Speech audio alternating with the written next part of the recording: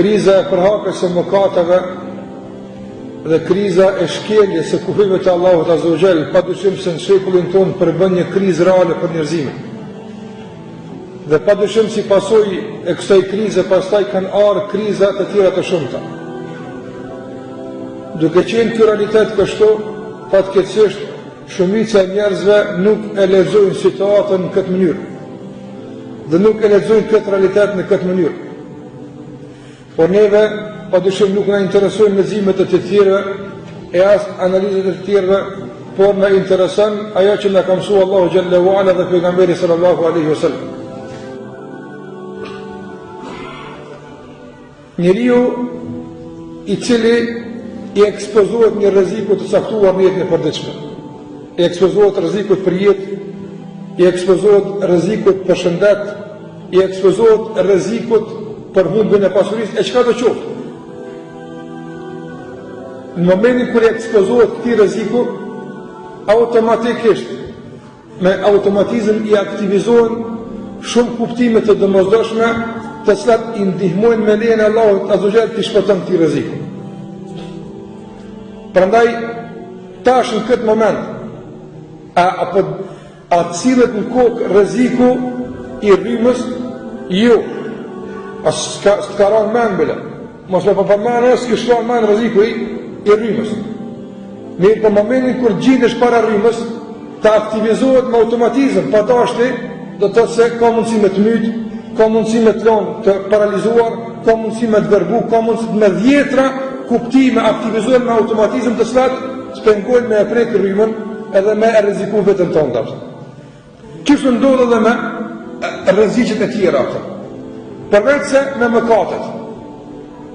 Do të thotë aq është gafleti i madh dhe aq është do të thotë insistim i vazhdueshëm i shejtanit na bën harrestar, saqë njeriu në momentet e caktuara kur gjendet para mëkatit, do të thotë rrallë dikujt i aktivizohen të gjitha kuptime që alarmojnë për rrezikun eventual. Për këtë arsye sa më tepër e mbushim vetëm me këto kuptime që alarmojnë për rrezikun eventual, që ka mundësi të na shkaktojnë gjëra të caktuar, aq më të kujdesshëm dhe aq më të ruajtur jemi. Personte i kam zgjedh disa prej kuptimeve të rëndësishme që kanë qarkulluar në kohën e parëve tanë, që janë shëmbëltyra jonë.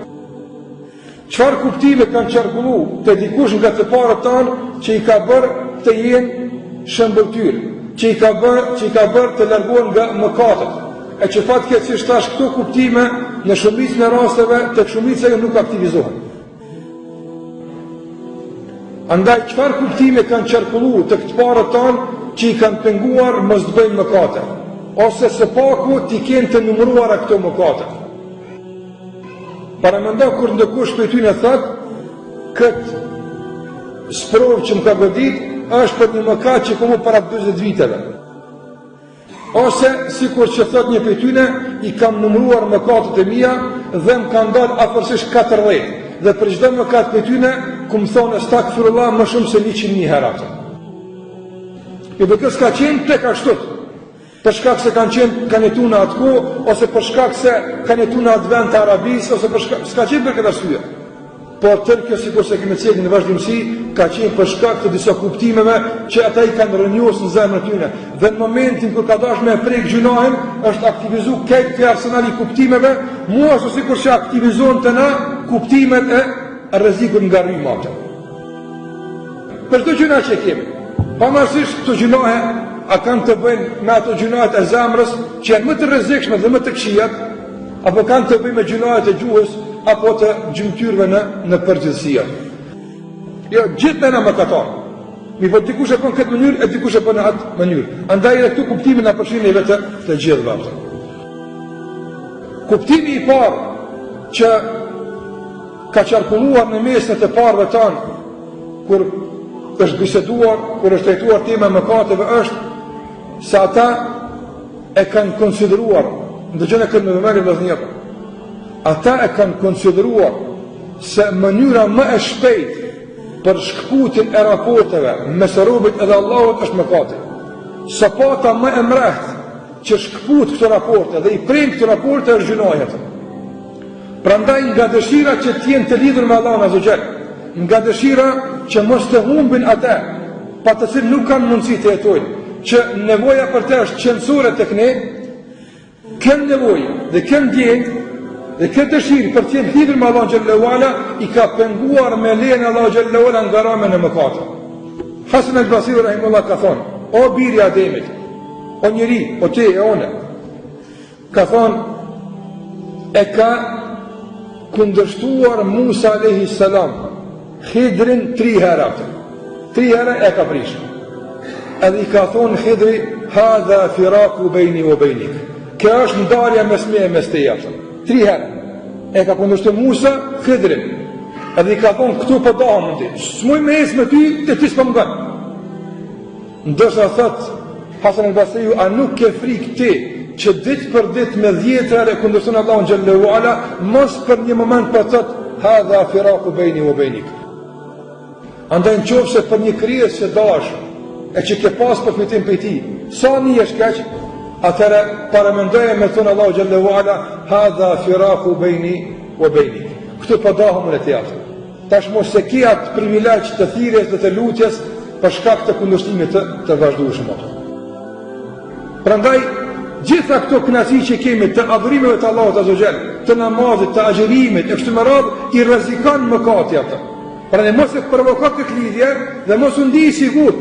Për këtë arsye kam pyetur Ummi Salamën radhiyallahu ta'ala anha, me cilën lutje më tepër mi lutje i dërguari sallallahu alaihi wasallam. Çka më shumë të lut ka Allahu xhallahu ala? Ka thonë Ummi Salama, më tepër me kam dëgjuar pejgamberin sa som duke thonë: ja muqallibal qulub, thabbit qalbi ala dinik. O ti që i rrotullon zemrat, që i përjashton këto zemra nga shërbimi, ruaj zemrën tënde dhe mbaj zemrën tënde në tërsinë e adhuruesve që ty të adhurojnë ato. Thabbit qalbi ala dinik, ma forco zemrën time në fen tonë, mos më qit përjashtë ato. Andaj përjashtimi nga ky kopsht i adhurimit dhe shkputja këtyre raporteve të lidhjes me Allahun xhallahu ala nuk e rrezikon kur shkafi, se rrezikon as mosha, e as pozita, nuk e rrezikon as pasuria, as varfëria, e as shëndetja, as sëmundja, kur mësuni do thot i rrezikum. Se ki mu shkut me Allahun xhallahu ala në këto raste. Vetëm në rast ndihu i rrezikum se ki mu shkut nga Allahu xhallahu ala në kohën dhe në momentin kur bën gjunaf. Prandaj, kjo është ajo që besimtari e marr. Në momentin kur të zgjat dorën ose syrin, çfarë do gjymtyr që e zgjat për të bërë mëkat, automatikisht aktivizohet ky kuptim apo ky rregull. Një zgjatje më kushton me shkputje, s'ja vlen ato. Prandaj, sa herë ta ndish kënaqësinë e adhurimit, aktivizoj frikën për mëshmëron gjuna, apo kënaqesh duke u fal, apo kënaqesh pse je musliman. E po di se këtë kënaqësi, rahatje, i sigurtje e rrezikon vetëm mëkatin ndaj Allahut Azza wa Jalla. Me këtë kuptim kanë jetuar ata përpara. Prandaj, kur dikush i aktivizon këto kuptime, në momentin kur i paraqitet rrezikut, kur i kanoset rreziku i ramës në mëkat, padyshim se me lejen e Allahut Azza wa Jalla do të jetë një frenim i mjaftueshëm për ta penguar çdo kënd që mos bën mëkat.